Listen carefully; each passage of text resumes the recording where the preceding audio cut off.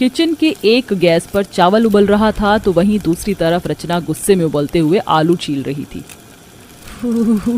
आज तो जानलेवा ठंडे है, ऊपर से किनकिने से पहाड़ी आलू छीलने में मेरे तो हाथ मिट्टी में सन गए।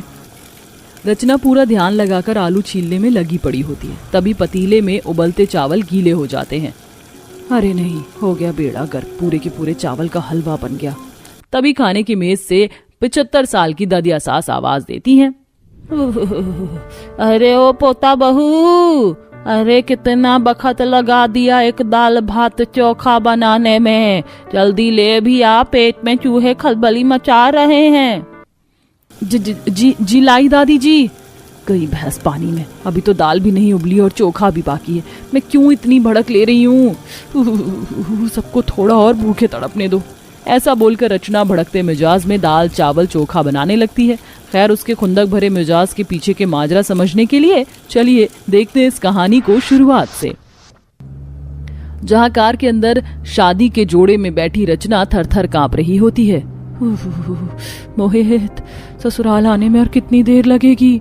रचना को कपकपाते देखकर मोहित मुस्कुराकर बोलता है, लगता है तुम्हें ससुराल पहुंचने की कुछ ज्यादा एक्साइटमेंट है, यहाँ पे ठंड लग रही है। हाँ, वो थोड़ी थोड़ी ठंड लग रही है।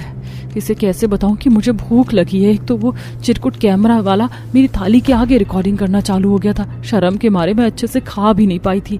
हाय, मेरी मनपसंद मिस्सी रोटी, नान रोटी, तंदूरी रोटी, कुलचे, सब कुछ था। रचना कहाँ खो गई? बस 5 मिनट में घर आने वाला है। कुछ देर में रचना ससुराल आ जाती है, जहाँ उसका इकलौता देवर, दोनों ननद, सास ससुर स्वागत के लिए खड़े थे। लो भाई, इंतजार खत्म हुआ।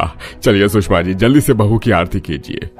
रचना बहू, सीधा पैर लगा के गृह प्रवेश करो, हमारे परिवार में तुम्हारा स्वागत है।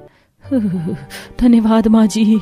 थकावट के चलते सब अपने कमरों में चले जाते हैं। अगले दिन रचना को उठने में काफी लेट हो जाता है। वह घबरा कर आंखें मिचलाते हुए उठ जाती है।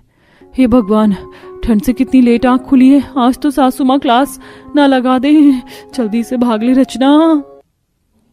लेट होने के चक्कर से रचना बेचारी भयंकर ठंड में बर्फ वाले पानी से नहाकर थर-थर कांपते हुए रेडी होकर रसोई में आती है। हे भगवान, बिल्कुल बर्फ जितना ठंडा पानी था। मैं तो आत्मा बाहर निकल के ताता थैया करने लगी थी। अरे, अभी तक रसोई में सन्नाटा छाया है। एकदम से रचना का ध्यान रसोई में मौजूद चावल के 4-5 बोरी पर जाता है। हे भगवान, ये बावर्ची खाना या बनिए की दुकान? जहाँ देखो वहाँ चावलों के बोरे पड़े हैं। लगता है राशन कार्ड वाले ज्यादा मेहरबान हैं। तभी रचना की सास सुषमा रसोई में आती है।